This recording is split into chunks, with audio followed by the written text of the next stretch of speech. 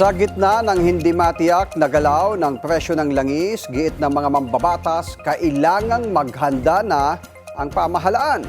Ayon kay House Assistant Majority Leader Brian Poe, parang hostage ang Pilipinas sa global market kaya't mahirap hulaan ang presyo ng langis.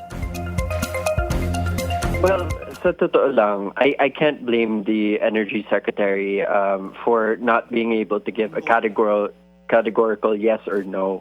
Kasi nakita naman natin we're held hostage by the global market and iba-iba yung price fluctuations, no? So you really can't predict whether or not we will hit 200. Pero it's a real fear. Hindi dapat tayo magantay na umabot ng 200 pesos. Before it even reaches that point, dapat gawin na natin lahat to be able to make sure that we keep the prices low or we try to stabilize at a certain point.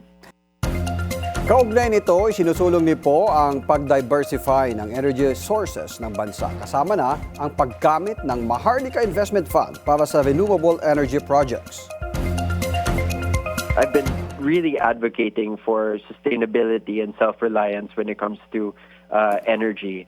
I believe the Maharlika Fund has the team necessary to make the investments that we need. Pero ang malaking tanong, saan magagaling ang pera? Because right now, we're running basically at a deficit. We're loaning so much money. We're spending so much on subsidies. And now we need to diversify our energy portfolio. The only thing that I could think of during the hearing was, baka pwede natin gamitin yung Maharlika Fund?